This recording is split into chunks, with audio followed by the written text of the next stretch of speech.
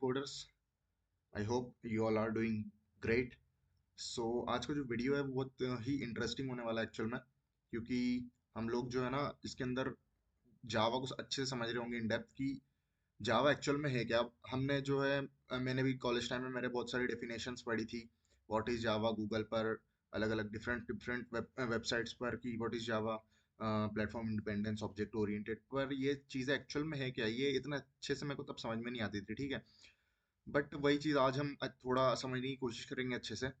तो स्टार्ट करते हैं। तो यहाँ पे मैंने एक आपके लिए डेफिनेशन सिंपल सी लिखी है, थोड़ा ध्यान देना कि Java is a high level object oriented programming language, है ना। अब यहाँ पे ऑब्जेक्ट ओरिएंटेड क्या है एक्चुअल में, मैं आपको एक इन शॉर्ट बताता हूँ कि जावा के अंदर हर चीज़ को है ना हम लोग एक ऑब्जेक्ट के फॉर्म में क्रिएट करते हैं। ठीक है, सो अब ये ऑब्जेक्ट ओरिएंटेड और ऑब्जेक्ट क्रिएशन थोड़ा हम थोड़ा इस प्लेलिस्ट में आगे बढ़ रहे होंगे। तो अब यहाँ ध्यान देना कि language that was developed by Sun Microsystems ने डेवलप की थी and now owned by Oracle Corporation, और अभी फिलहाल में जो इसका जो ओन करता है वो ओरेकल कॉरपोरेशन है। एंड रिलीज्ड इन 1995 में रिलीज हुई थी ये। ठीक है, it is widely used for building platform independent applications. Now the word platform independent ये बहुत ही एक important रोल प्ले करता है जावा के डेवलपमेंट में। And as it's compiled byte code, है ना, byte code can run on any device or operating system with java virtual machine. अब ये कंपाइल कोड, बाइट कोड, जावा वर्चुअल मशीन, ये क्या है हम इसी जो वीडियो में कवर कर रहे होंगे आगे। अब की फीचर्स ऑफ जावा को हम थोड़ा एक देख लेते हैं। First, a platform independence. Java programs are compiled into bytecode, which can run on any device with a JVM, making it a write once run anywhere language. So write once run anywhere जो language है ना, तो जावा को develop करने के पीछे main motive यही था एक्चुअल में कि इस ऐसी लैंग्वेज बनाना है एक्चुअल में कि वो हम कहीं भी लिखें, उसका जो है कोड कहीं भी हम राइट करें किसी भी ऑपरेटिंग सिस्टम पर, और उसको हम किसी भी ऑपरेटिंग सिस्टम पर इजीली रन का है कर पाए। ठीक है, विदाउट एनी डिपेंडेंसी, है ना, इसीलिए प्लेटफॉर्म इंडिपेंडेंट लैंग्वेज बोला जाता है। So object oriented Java is based on the principle of object oriented programming such as inheritance, polymorphism, abstraction and encapsulation. So object oriented programming actual में कोई language नहीं होती है, एक प्रोग्रामिंग का वे होता है। ठीक है, एक फॉर्मेट होता है, स्ट्रक्चर होता है कि प्रोग्राम को हमें कैसे लिखना है। इन द सेंस हम शॉर्टली ऐसा बोल सकते हैं कि कैसे लिखना है। तो एक वे और स्ट्रक्चर होता है प्रोग्राम को लिखने का। ठीक है, तो उसको हम क्या बोलते हैं, object oriented programming. So Java object oriented programming support करता है। उसके मेन चार जो है पिलर्स होते हैं, वो क्या होते हैं, inheritance, polymorphism, abstraction and encapsulation. Now the third one is simple and familiar. So Java has a syntax similar to C++ but eliminates complex features like pointers, making it easier to learn and use. ठीक है, तो C++ में क्या होता है ना कि pointers नाम से एक और उसमें टॉपिक होता है, तो ये थोड़ा समझने में हार्ड या वी कैन से टफ होता है थोड़ा सा। तो ये जावा के अंदर इस चीज़ को एलिमिनेट कर दिया, पॉइंटर्स नहीं होते जावा के अंदर, तो इसलिए उसको सिंपल बोला है। बट हाँ, जावा सिंपल ही यार, लोग पता नहीं क्यों ऐसा बोलते हैं Java is a tough language वगैरह। मतलब हो सकता है अगर तुम्हें समझ में आने लगी ना गाइस जावा, तो इट्स अ लाइक बहुत इंटरेस्टिंग लैंग्वेज है एक्चुअल में। अगर तुम्हें समझ में आ रही है अच्छे से तो तुम्हें करने में मजा आएगा, इसको इम्प्लीमेंट करने में मजा आएगा एक्चुअल में। Secure Java includes robust security features such as run time checks and secure byte code execution. ठीक है ना, तो जावा को हम है ना सिक्योर लैंग्वेज भी बहुत बोलते हैं। आप कभी डेफिनेशन इसकी निकालोगी गूगल पे तो हम आपको दो तीन चीजें हर जगह पे दिखेगी। एक तो क्या दिखेगी, platform independent, object oriented and secure language आपको बोलेंगे। तो सिक्योर की होता है ना कि ये थोड़ा हम आगे कवर करेंगे, क्योंकि आगे कवर करेंगे इसलिए बोल रहा हूँ मैं कुछ कुछ चीज़ों में कि अभी मैं आपको समझाऊंगा ना आप उसको ग्रैब नहीं कर पाओगे अच्छे से। ठीक है, क्योंकि वो थोड़ा एडवांस कॉन्सेप्ट है, उसके लिए आपको थोड़ा जब हम स्टेप बाय स्टेप आगे बढ़ेंगे तो आप जो बेस से चीज़ें सीख रहे होंगे तो वो चीज़ें आपको आगे काम में आएगी ये चीज़ें समझने में। अब मैं आपको अगर एकदम से अभी बता दूंगा तो वो सब एकदम ऊपर से निकल जाएगा आप लोगों के। ठीक है, so robust java provides strong memory management, exception handling and type checking mechanism. so memory management जो है जावा का वो इनबिल्ट बहुत ही अच्छा है। ठीक है, मैंने memory management and garbage collection जो है जावा का बहुत बहुत अच्छा है। जैसे उसका एग्जांपल भी मैं आपको बताऊंगा। अगर आप, मैं ऐसी बताता हूँ, अगर आपने सी सी प्लस प्लस पढ़ी होगी कभी, उसके अंदर कोड किया होगा, तो आप कभी भी देखना कि अगर हम जो एक वेरिएबल डिक्लेयर करते हैं जो एम्प्टी होता है, तो हम जब उसको प्रिंट करते हैं तो एक कोई भी गार्बेज वैल्यू आती है वहां पे। ठीक है, बट जावा के अंदर ऐसा नहीं होता है, क्योंकि जावा मेमोरी मैनेजमेंट को लेके बहुत ही स्ट्रिक्ट होता है। मेमोरी को जितना हो सके उतना फ्री रखने की कोशिश करता है, इसलिए जावा का मेमोरी मैनेजमेंट भी बहुत स्ट्रांग है। ठीक है, और multi threading, Java supports concurrent programming allowing multiple threads to run simultaneously within a program. ठीक है। अब मल्टी थ्रेडिंग क्या होता है ना, थ्रेड्स क्या होती है, थ्रेड्स का एक सिंपल बताता हूँ। थ्रेड्स मतलब प्रोसेस होती है, ठीक है। अब मल्टी थ्रेडिंग को हम एकदम लास्ट में कवर कर रहे होंगे, तो ये कुछ है जावा का एक ओवरव्यू। अब हम समझते हैं कि प्लेटफॉर्म इंडिपेंडेंट का क्यों बोलते हैं जावा को। एक सिंपल सा एक शॉर्ट में मैं बता रहा हूँ, थोड़ा समझना। सी और जो हमारी सी प्लस प्लस लैंग्वेज है, ठीक है। अब इसके एक विंडोज है हमारे पास ऑपरेटिंग सिस्टम, एंड एक हमारे पास में मैक ओएस है, ठीक है। अब क्या होता है, विंडोज के लिए इसका है जीसीसी कंपाइलर और मैक ओएस के लिए है इसका सी लैंग कंपाइलर। अब कंपाइलर क्या होता है ना, फर्स्ट वीडियो में हमने कवर किया है। कंपाइलर क्या करता है, हाई लेवल लैंग्वेज को लो लेवल लैंग्वेज में कन्वर्ट करता है, ठीक है। हाई लेवल लैंग्वेज है ये हमारी, इसको लो लेवल लैंग्वेज में कन्वर्ट करता है। लो लेवल लैंग्वेज क्या होती है, मशीन लैंग्वेज होती है, ठीक है। सो हाई लेवल लैंग्वेज क्या होगी हमारी, हमने यहाँ पे सी और सी प्लस प्लस में कोड लिखा, ठीक है।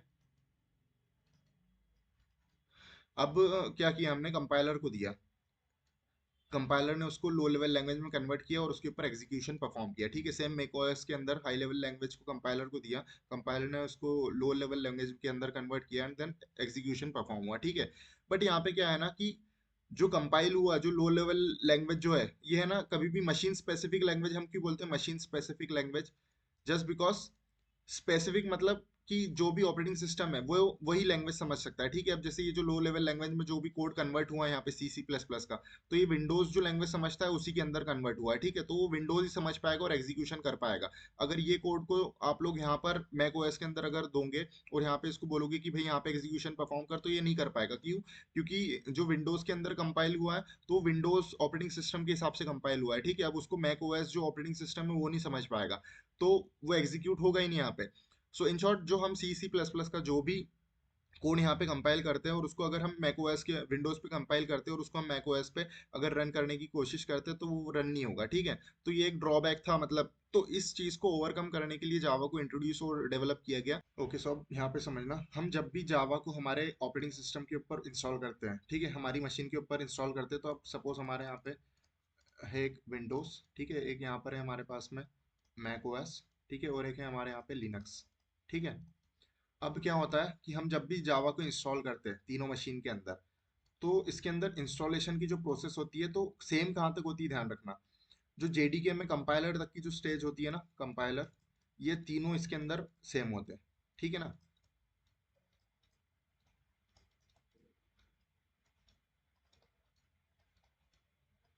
अब देखना, जैसा मैंने बताया सी और सी प्लस प्लस में क्या है ना कि कंपाइलर डिफरेंट थे। विंडोज के लिए आपका कौन सा था, जीसीसी था, ठीक है, और मैक के लिए आपका कौन सा था, सी लैंग था, है ना। बट यहाँ पे देखना, जावा के अंदर क्या है ना, compilers are same. For Windows we have compiler, मतलब एक ही कंपाइलर है। Mac, for Mac OS we have same compiler, and for Linux we have same compiler. अब जब हम इन ऑपरेटिंग सिस्टम के अंदर जब भी हम हाई लेवल लैंग्वेज को कंपाइल करते हैं, तो वो है ना एक डॉट क्लास फाइल जनरेट करता है, ठीक है ना। अब डॉट क्लास फाइल क्या होती है, उसके अंदर बाइट कोड होता है। बाइट कोड क्या होता है, बाइट कोड मतलब देखो, हाई लेवल लैंग्वेज और लो लेवल लैंग्वेज के बीच में एक जो रहता है उसको बाइट कोड बोलते हैं, ठीक है। हाई लेवल लैंग्वेज और लो लेवल लैंग्वेज के बीच के पार्ट को हम मतलब एक सिंपल बता रहा हूँ मैं आपको, उसको बाइट कोड बोलते हैं, हाई लेवल और लो लैंग्वेज के। कि हाई लेवल में क्या है, हमारा जो भी हम प्रोग्राम लिख ले, जो भी ह्यूमन इंटरेक्टेबल है, ठीक है, हम इसको हम ह्यूमंस इसको इजीली लिख और पढ़ पा रहे हैं, उसको हाई लेवल लैंग्वेज, ठीक है। लो लेवल लैंग्वेज क्या होती है, मशीन स्पेसिफिक लैंग्वेज है कि जो मशीन समझ पाती है, ठीक है। और बाइट कोड क्या होता है ना, इन दोनों के बीच का होता है, मतलब मिडल, हम बोल सकते हैं। वो हाई लेवल भी नहीं है पूरी तरीके से और पूरी तरीके से लो लेवल भी नहीं है, ठीक है। तो डॉट क्लास फाइल जो कंपाइलर है ना, सेम डॉट क्लास फाइल हर ऑपरेटिंग सिस्टम में जनरेट करेगा, ठीक है, जिनके अंदर सेम बाइट कोड होगा, ठीक है। अब इसके आगे जो है ना, एक यहाँ से थोड़ा सा एक स्लाइटली डिफरेंट वो होता है। अब जो यहाँ पे जेवीएम, जेवीएम क्या होता है, जावा वर्चुअल मशीन, ठीक है ना। तो Java virtual machine is responsible to convert byte code into machine specific language, ठीक है, and then perform execution on it. तो जेवीएम के दो काम होते हैं। पहला क्या होता है, convert byte code into low level language, ठीक है ना, और उसके बाद में वो एग्जीक्यूशन परफॉर्म करता है, ठीक है। तो अब जो बाइट कोड है, यहाँ तक की जो स्टेज है, ये जावा के अंदर बिल्कुल सेम है हर ऑपरेटिंग सिस्टम और हर मशीन के लिए, ठीक है, इतनी स्टेज जो है। पर उसके आगे जो जेवीएम वाली स्टेज है ना, वो डिफरेंट हो जाती है हर ऑपरेटिंग सिस्टम के हिसाब से, क्योंकि जेवीएम का काम क्या है कि बाइट कोड हर जगह पे सेम है हर ऑपरेटिंग सिस्टम में। अब ये बाइट कोड को लो लेवल जो भी मशीन के अंदर, अब सपोज जो मैक ओएस का जो जेवीएम है, वो ये बाइट कोड को उठा के या इनपुट लेके उसको लो लेवल लैंग्वेज में, जो मैक ओएस जो ऑपरेटिंग सिस्टम जो लैंग्वेज समझता है उसके अंदर कन्वर्ट कर देगा, ठीक है। अब यहाँ पे एक चीज क्या है, जो डॉट क्लास फाइल है, जो बाइट कोड है, अगर मैं विंडोज वाले जो कंपाइल्ड फाइल अगर मैं इसको मैक ओएस पे ले जाके रन करवाऊंगा तो ये यहाँ पे इजीली रन हो जाएगा। अगर मैं विंडोज वाले या मैक ओएस वाले डॉट क्लास फाइल को या बाइट कोड को लिनक्स पे कंपाइल रन करवाना चाहूंगा तो इजीली हो जाएगा। तो इसीलिए हम जावा को जो है ना प्लेटफॉर्म इंडिपेंडेंट लैंग्वेज बोलते हैं, ठीक है। अब मैं ये चीज को आगे जो है हमारा फर्स्ट जो हम प्रोग्राम इसमें रन करने वाले उसके अंदर, और एक मैंने इसी वीडियो में एक आगे डायग्राम में एक्चुअल में कवर करने वाला हूँ। तो वो डायग्राम में ये चीज और इन डेप्थ आपको समझ में आएगी, बट अभी मैंने एक शॉर्ट में आपको जो है यहाँ पे समझाने की कोशिश की है, ठीक है। ओके, सो अब हम हमारा फर्स्ट प्रोग्राम जो है एग्जीक्यूट करते हैं। अब आपको यहाँ पे डेस्कटॉप पर आना है, ठीक है। अब यहाँ पर लेफ्ट क्लिक करके आपको न्यू पर आना है, and then folder, create new folder, okay. Create new folder, यहाँ पे फोल्डर का नाम आपको रखना है जावा, ठीक है, प्रोग्राम। डिफरेंट भी रख सकते हो, बट कोशिश करना सब चीज़ें सेम करो आप, तो आपको क्या मतलब कुछ दिक्कत नहीं आएगी, सब चीज़ें साथ में होगी ना तो आपको समझ में आएगा अच्छे से। अब इसको हमने यहाँ पे प्रोग्राम जो फोल्डर है जावा प्रोग्राम से एक फोल्डर क्रिएट कर लिया। अब आपको क्या करना है, यहाँ पे जहाँ पर भी आपको डेस्कटॉप पर एडिट प्लस है उसे ओपन करना है, ठीक है। ये चीज़ का ध्यान रखना है, अगर आपको ये विंडो पॉपअप होता है ना तो इसको सिंपली यहाँ से ऐसा ड्रैग करके साइड में कर देना है, ठीक है, हर बार। क्योंकि हम जो है फ्री वर्जन यूज़ कर रहे हैं एडिट प्लस का, तो वो बार बार आपको बोलेगा कि हम premium version low, premium version low, but आपको उसको साइड में कर देना है, भाई साइड हो जाए ऐसा, ठीक है। अब आपको यहाँ पर आना है डेस्कटॉप पर, यहाँ पे सी ड्राइव के अंदर यहाँ पे डेस्कटॉप डेस्कटॉप पर आना है। अब यहाँ पे आपने जो जावा प्रोग्राम से जो फोल्डर बनाया है इसको ओपन करना है, ठीक है, और यहाँ पे लेफ्ट क्लिक करके एक दो बार रिफ्रेश कर लेना है। अब आपको यहाँ पे क्लिक करना है ये इस जगह पर, और कंट्रोल एन करना है, ठीक है। कंट्रोल एन करने के बाद में करना है कंट्रोल एस। तो आपका यहाँ पर देखना डेस्कटॉप के अंदर करने की जरूरत नहीं, अगर हो गया होगा आपको ऑटोमेटिक, तो यहाँ पे जावा प्रोग्राम्स के अंदर आना है, एंड देन यहाँ पे आपको एक न्यू फाइल बनानी है। फाइल का नाम मैं रखता हूँ एग्जाम्पल वन, ठीक है, और जो एक्सटेंशन है डॉट जावा। अब यहाँ पे डॉट जावा क्यों लिखा है हमने, क्योंकि जो जावा जो भी हम फाइल बनाते हैं जावा की, तो उसका एक्सटेंशन जो है डॉट जावा होता है। कैसे, जिससे हमारी टीएक्सटी फाइल रहती है, तो देखना है यहाँ पे नीचे कितने सारे एक्सटेंशन हैं। टीएक्सटी फाइल का एक्सटेंशन क्या है, डॉट टीएक्सटी, है ना। वैसे ही हमारा जो सी सी प्लस प्लस का होता है तो उसका एक्सटेंशन क्या होता है, डॉट सी पी पी, ठीक है। पाइथन का डॉट पी वाई होता है ना हमारा। ये तो ठीक है लैंग्वेजेस के हो गए, बट अगर हम देखें हमारी इमेजेस का, तो इमेजेस का एक्सटेंशन क्या होता है, dot P N G, dot JPG, है ना। और मतलब ऐसी एक्सटेंशन होता है, तो जावा का जो एक्सटेंशन होता है हर ऑपरेटिंग सिस्टम के लिए उसके क्या होता है, डॉट जावा। तो ये चीज़ का ध्यान रखना आपने, जो भी आप फाइल नेम दोगे वो उसके बाद में आपको बस डॉट जावा लिख के उसको सेव कर देना है, ठीक है। अभी हमारा सेव हो गया यहाँ पे। अब हमें क्या करना है, यहाँ पे एक चीज़ समझना। अब मैं आपको एक चीज़ यहाँ पे समझाता हूँ कि हम जब भी जावा प्रोग्राम लिखते हैं तो हम उसको है ना क्लास के अंदर लिखते हैं। अब हम यहाँ पे एक एग्जांपल से समझेंगे कि सपोज आप लोग, मैं ऐसा अज्यूम करता हूँ कि आप सब लोग मोस्टली पीजी में रहते हो, ठीक है। तो ये हमारा पीजी हो गया, ठीक है। पीजी का एक नाम हो गया, समझ लो पैलेस, ठीक है। पीजी का एक नाम है पैलेस। पीजी का ये रहा मेन ओपन और क्लोज डोर। उस पीजी के अंदर आपका जो रूम है, ठीक है ना, उस रूम को हम बोलते हैं मतलब आपका एक रूम है अंदर, ठीक है। मेन रूम वी कैन से, आपका मेन रूम है, ठीक है। तो वो रूम का भी एक ओपन और क्लोज है, और मेन रूम के अंदर आप जो भी चीज़ें हो मेन रूम के अंदर करते हो, ठीक है। तो ये चीज़ ध्यान रखना कि आपका एक पीजी है, पीजी का एक नाम है, ठीक है। पीजी का एक नाम है, पीजी का एक ओपन और क्लोज डोर है ना। पीजी के अंदर एक आपका खुद का मेन रूम है जिसके अंदर आप सब चीज़ें कर रहे होते हो, पढ़ाई और मस्ती, ठीक है। सिमिलरली इन जावा क्या होता है कि पीजी को हम क्या बोलते हैं, सपोज यहाँ पर हम पीजी को बोलते हैं क्लास, क्लास का एक नेम, पीजी का जैसे एक नेम हमने रखा है पहले, सिमिलरली क्लास का एक नेम होता है, हम रखते हैं यहाँ पर डेमो। ठीक है। अब देखना यहाँ पे ऑटोमेटिक जो है ओपन और क्लोज हो गया, ये जो मेरे पीजी का है ओपन गेट, ठीक है, और ये मेरे पीजी का है क्लोज गेट। ठीक है। अब मैं पीजी के अंदर ही जो कुछ करूंगा पीजी के अंदर ही करूंगा, मैं बाहर तो करूंगा नहीं। तो फिर मैंने इसके अंदर आया और मैं यहाँ पे जो हमारा मेन रूम है, अब मेन रूम मतलब मैं आपको एक रियल एग्जांपल मतलब ऐसे ही समझा रहा हूँ रिलेट करने के लिए। तो मेन रूम जावा के अंदर क्या होता है ना कि पब्लिक स्टैटिक वॉइड मेन। ठीक है। तो ये मेन जो है ना हमारी एक एक्चुअल में मेथड होती है, मेन मेथड। जावा का जो भी एग्जीक्यूशन होता है, जो भी जावा का रन जावा जहाँ से होती है एग्जीक्यूशन जावा का, हमेशा मेन मेथड से ही स्टार्ट होता है। अब यहाँ से क्यों होता है, तो जावा को इस तरीके से डिजाइन किया गया है कि उसका एग्जीक्यूशन हमेशा मेन मेथड से स्टार्ट हो, इसको हम क्या बोलते हैं, मेथड बोलते हैं। ठीक है। अब मेन और हमने अभी जो एग्जांपल समझा उसके लिए क्या है, रूम है, तो रूम का भी एक ओपन और क्लोज डोर होता है। ठीक है। और हम जो भी कुछ चीजें कर रहे होते हैं ओपन और क्लोज मेन रूम के अंदर कर रहे होते हैं ना, मतलब समझना पीजी के अंदर रूम है, रूम के अंदर आप लोग अपनी अपनी चीजें कर रहे हो। ठीक है। सिमिलरली क्लास है, क्लास के अंदर मेन मेथड है, और मेन मेथड के अंदर आप जो अपनी चीजें कर रहे हो। अब अपनी चीजें करने से मतलब यहाँ पे क्या है, हमको हमारा फर्स्ट प्रोग्राम रन करना है। ठीक है। तो हम क्या करते हैं यहाँ पे system dot out dot print, ठीक है, सेमीकोलन, और हम इसके अंदर लिखते हैं आवर फर्स्ट जावा प्रोग्राम। अब इसको देखना है यहाँ पे नीचे, यहाँ पे जो भी आप फाइल लिखोगे तो फाइल नेम उसको ब्लू में हाईलाइट करेगा यहाँ पे एडिट प्लस, तो ये ध्यान रखना। और यहाँ पे देखना एक रेड आपको दिख रहा होगा, रेड कलर का एक डॉट, और यहाँ पे ब्लू डॉट है। तो अभी रेड डॉट से मतलब अभी फाइल सेव नहीं की है हमने, जो भी हमने यहाँ पे लिखा है अभी सेव नहीं किया है। तो हमें एडिट प्लस के अंदर हम जो भी लिखते हैं ना उसको पहले सेव करना होता है। सेव कैसे करते हैं, हम कंट्रोल एस से। ठीक है। पहले यहाँ पर स्क्रीन पर एक बार टच कर लेना, यहाँ पे कहीं पे भी, एंड देन कंट्रोल एस। अब देखना जैसे ही मैं कंट्रोल एस करूंगा यहाँ पे ये जो रेड है ब्लू हो जाएगा। ठीक है। कंट्रोल एस, ये देखना ब्लू में कन्वर्ट हो गया, मतलब हमारी फाइल जो है सेव हो जाएगी, हो गई है। ठीक है।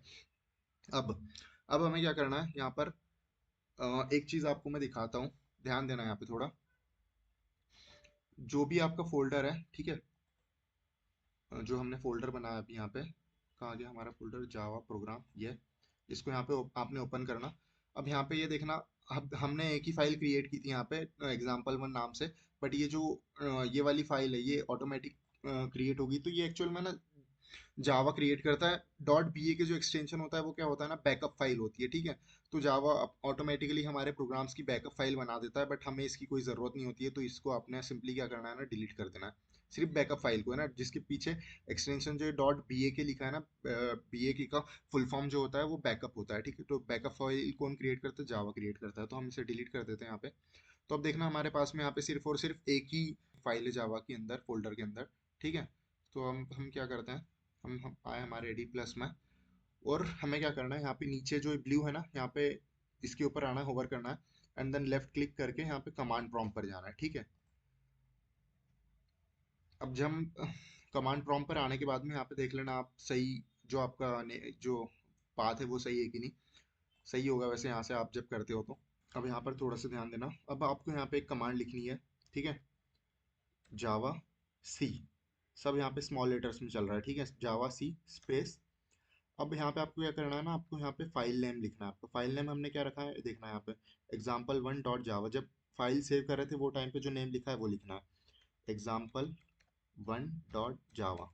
अब आपने एक चीज़ नोटिस करना है, यहाँ पे मेरा जो एग्जाम्पल वन का ई जो है मैंने फाइल नेम में कैपिटल लिखा है, बट मैंने यहाँ पे ये कमांड में स्मॉल लिखा है। तो आप कैपिटल स्मॉल जो है कंपाइलेशन वाली, ये कंपाइलेशन की कमांड है, इसमें कुछ भी लिख सकते हो आप। ठीक है। ये कैसे इनसेंसिटिव बिहेव करती है।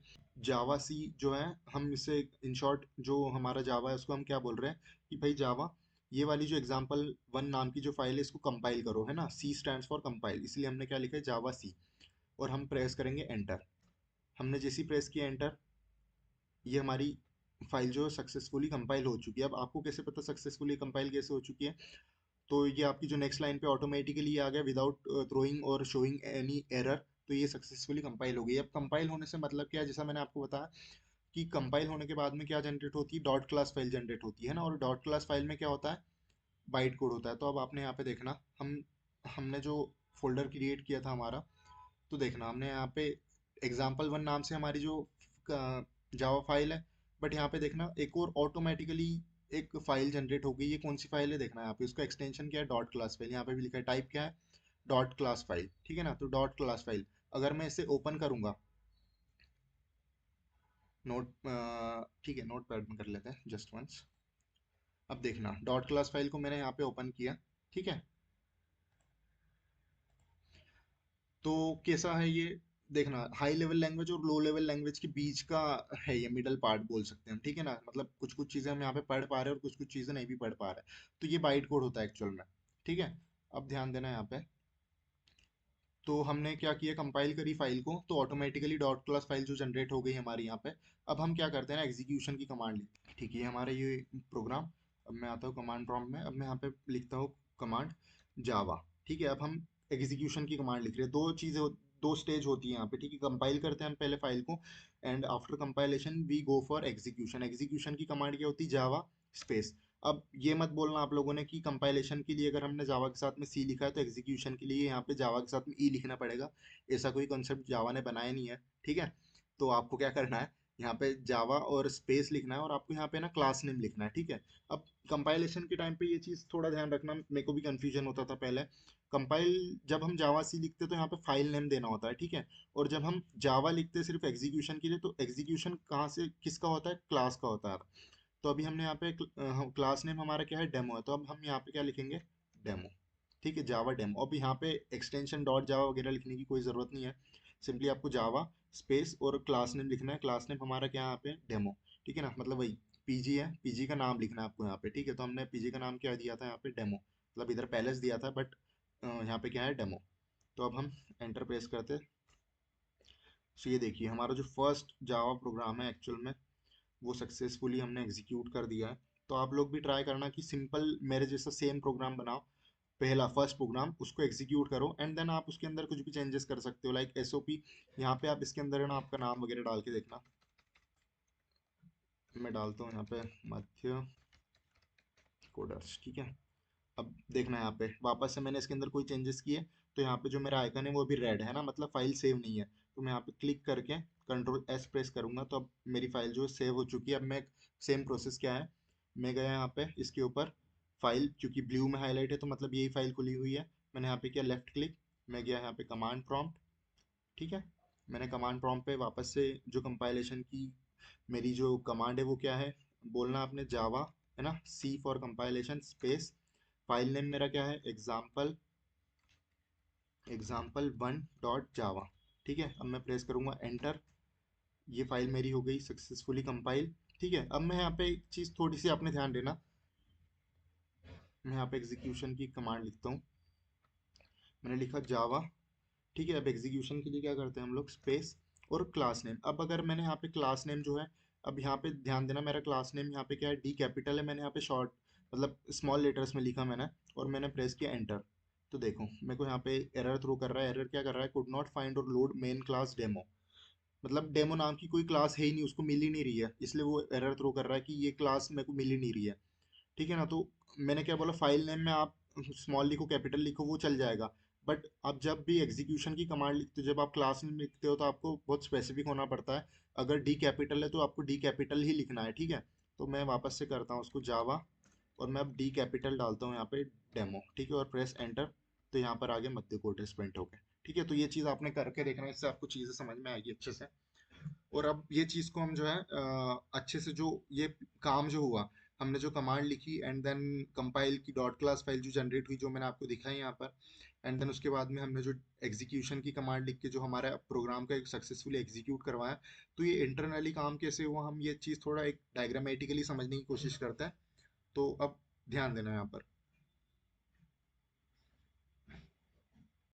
ओके। सो हमारी यहाँ पे ध्यान रखना, हमारी यहाँ पे फर्स्ट स्टेज क्या थी, राइटिंग कोड। अभी हमने देखा, हमने कोड राइट किया, class public static void main, ठीक है, इसका शॉर्ट फॉर्म लिखते हैं हम पीएसवीएम। और फिर system dot out dot println का शॉर्ट फॉर्म है एसओपी, ओके। और इसके हमने क्या किया, सेव किया किसमें, डॉट जावा फाइल के अंदर, ठीक है।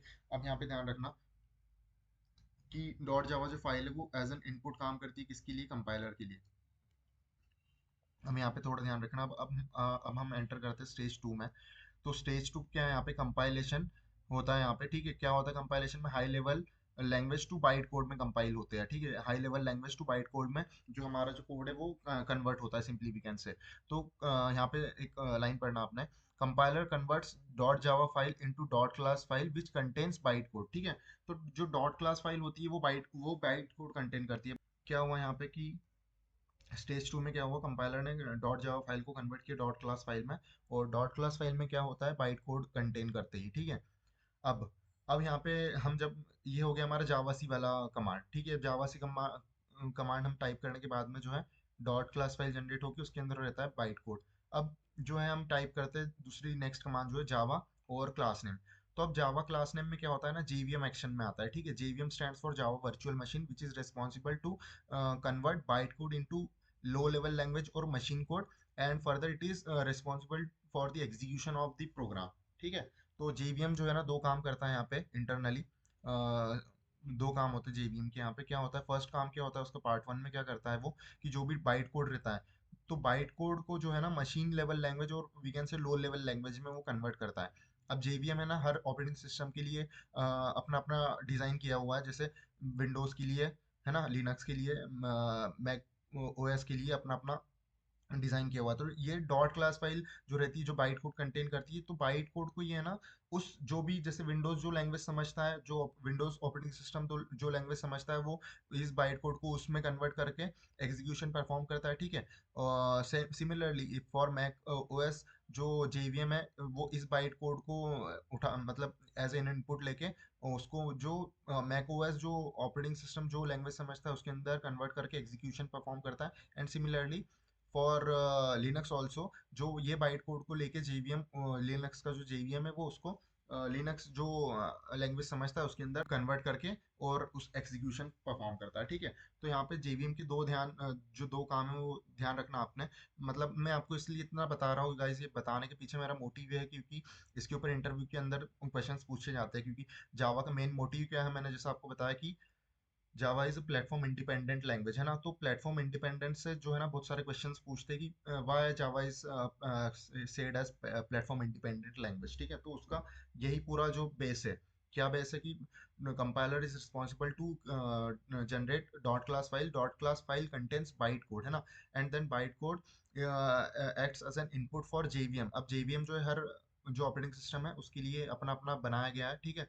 तो जेवीएम बना जो जेवीएम है बाइट कोड को अपने अपने ऑपरेटिंग सिस्टम के हिसाब से जो ऑपरेटिंग सिस्टम लैंग्वेज समझता है उसके अंदर कन्वर्ट करके एग्जीक्यूशन परफॉर्म करता है। तो यहाँ पे जेवीएम के जो दो टास्क ये ध्यान रखना, फर्स्ट, और जेवीएम के अंदर जो दो मतलब यहाँ पे है ना जेडीके में दो कंपाइलर होते हैं, एक जो हमारा मेन कंपाइलर, ठीक है, जो high level language co dot Java file co dot class file में कन्वर्ट करता है, डॉट क्लास फाइल में बाइट कोड कंटेन होता है, ठीक है। अब यहाँ पे जो जे आई टी है, जे आई टी का मैंने यहाँ पे कुछ फुल फॉर्म्स लिखे रखे हैं, ये भी देख लेना। तो J I T stands for just in time compiler ना। तो जस्ट इन टाइम कंपाइलर क्या होता है, रन टाइम कंपाइलर होता है एक्चुअल में, जो जेवीएम के अंदर होता है, ठीक है। ये वाला जो कंपाइलर है ये पूरे जेडीके के अंदर है, देखना अपने डायग्राम को ध्यान देना थोड़ा सा। ये जो ब्लैक बॉक्स है पूरा ये जेडीके है, ठीक है, जावा डेवलपमेंट किट है ना। किट जावा डेवलपमेंट किट क्या होता है हमारा, जिसके अंदर we can say it's a package. अब जैसे आपने क्रिकेट का किट देखा होगा, तो क्रिकेट के किट में जो क्रिकेट के लिए एसेंशियल चीजें वो सब होती है, जैसे ग्लोव्स हो गए, बैट हो गया, बॉल्स है ना, पैड्स हो गए, ठीक है। तो जो क्रिकेट की एसेंशियल चीज है वो उसके अंदर है। वैसे सिमिलरली जावा की जो एसेंशियल चीज है जावा के प्रोग्राम को रन एंड एग्जीक्यूट करने के लिए, वो एसेंशियल चीज है पूरी की पूरी जावा डेवलपमेंट किट में होती है। किट में क्या क्या होता है, कंपाइलर होता है, जेवीएम होता है, कुछ लाइब्रेरीज जो प्री डिफाइंड लाइब्रेरीज है जावा की वो होती है, जावा रन टाइम एनवायरनमेंट होता है ना, और डीबगर होता है। मैंने एक्चुअल में उसका डायग्राम नहीं बनाया यहाँ पे। सो ये ध्यान रखना, जेआईटी क्या होता है, जेवीएम के अंदर इनबिल्ट एक कंपाइलर होता है जिसको बोलते हैं जस्ट इन टाइम कंपाइलर। ये एक रन टाइम कंपाइलर होता है, ठीक है, जो कि क्या करता है कि बाइट कोड को कन्वर्ट करता है मशीन कोड में, जो भी मशीन के अंदर, जैसे विंडोज के अंदर है तो विंडोज वाली जो विंडोज लैंग्वेज समझता है उसके अंदर उसको कन्वर्ट करके एग्जीक्यूशन परफॉर्म करता है। अब आप थोड़ा ध्यान देना कि मैं एक ही चीज को बार बार रिपीट करने के पीछे सिर्फ यही मोटिव है कि आप लोग बार बार सुन के उसको एक्चुअल में ना आपके दिमाग में वो चीज फिट हो जाएगी, ठीक है। तो मैं इसीलिए बार बार रिपीट कर रहा हूँ बस, और कुछ नहीं। Java runtime environment is responsible to provide suitable runtime environment for the JVM to execute the program. Okay. और वैसे ही थर्ड स्टेज में क्या होता है, converting byte code to low level language and then execution, जो मैंने आपको भी बताया, ठीक है। तो कुछ ऐसे काम होता है। आप एक बार फ्लो वापस से चेक करना थोड़ा, मेरे साथ में आप लोग भी बोलने की कोशिश करना। क्या होता है राइट, स्टेज वन क्या है हमारी, राइटिंग एंड सेविंग कोड, ठीक है। Writing and saving saving code मतलब क्या होता है, हम हाई लेवल लैंग्वेज में कोड लिखते हैं। हाई लेवल लैंग्वेज मतलब क्या है, हमारी जावा, ठीक है। जावा में हमने कोड लिखा, डॉट क्लास फाइल में उसको सेव किया, है ना। अब हमने कमांड लिखी कमांड प्रॉम्प्ट पे जावा सी और फाइल नेम, ठीक है। वो कमांड से क्या हुआ, कंपाइलर जो है एक्शन में आया, कंपाइलर क्या करता है, कंपाइलेशन करता है high level language to byte code, ठीक है। Compiler converts dot Java file into dot class file which contains byte code. Compiler ने dot class file contain generate कर दी जिसके अंदर बाइट कोड जनरेट हुआ। अब फिर हम कमांड लिखते हैं नेक्स्ट, जावा और क्लास नेम, है ना। ये कमांड लिखने के बाद में जो है जावा जेवीएम जो है हमारा एक्शन में आता है। जेवीएम क्या करता है, फर्स्ट पार्ट क्या है जेवीएम का, जे आई टी कंपाइलर, ठीक है, just in time compiler which is a run time compiler. तो ये क्या करता है, convert byte code into low level language और मशीन कोड, मशीन और convert byte code into low level language और मशीन स्पेसिफिक लैंग्वेज और मशीन स्पेसिफिक कोड, ठीक है। फिर मशीन स्पेसिफिक कोड में उसको कन्वर्ट करने के बाद में सिंपली वो जो है ना perform execution on the basis of machine specific code, है ना। मशीन स्पेसिफिक कोड में कन्वर्ट करने के बाद में जेवीएम ही रेस्पॉन्सिबल होता है उसको एग्जीक्यूट करने के लिए, ठीक है। तो ये कुछ हमारा ऐसा फ्लो है यहाँ से। तो इसका आपने एक स्क्रीनशॉट ले लेना और इसको अच्छे से, अगर आप कॉपी वगैरह मेंटेन कर रहे हो तो इसको कॉपी में एक बार बना के आपने अपने पॉइंट्स लिख लेना, ठीक है, कि मैंने क्या क्या बताया। स्टेज वन में सिंपल मैं बता सकता हूँ आपको, उससे कुछ नहीं होगा, वीडियो लेंदी होगी बस। पर आप लोग अपने खुद की पॉइंट्स बनाइए यहाँ पे कि आपको क्या समझ में आया उससे, वो आपको ज़्यादा अच्छे से याद रहेंगे। मेरे पॉइंट्स बताए गए उनसे ज़्यादा अच्छे से आपको वो पॉइंट्स याद रहेंगे, ठीक है। तो ये हमारा कुछ डायग्रामेटिकली व्यू। सो कुछ इंटरनली ऐसा काम करता है, वर्क करता है जावा। अब एडिटर यूज करने के पीछे मोटिव यही था, आप थोड़ा सा समझ गए होंगे अगर तो, कि अगर आप आईडीज यूज करते हो तो सिंपली वहाँ पे एक बटन होता है रन का, आप उसके ऊपर क्लिक करते हो और ये जो पूरे काम है जो हमने देखा कंपाइलेशन और एग्जीक्यूशन, ये ऑटोमेटिकली होके जो है हमें साइड में मैसेज प्रिंट हुआ दिख जाता है कि यार फास्ट जावा प्रोग्राम। पर हम इंटरनली क्या चीज़ें हो रही वो अच्छे से समझ नहीं पाते, इसलिए एडिटर यूज करने का मेन मोटिव ये है कि आप इंटरनली चीज़ों को अच्छे से समझ पाते हो, ठीक है।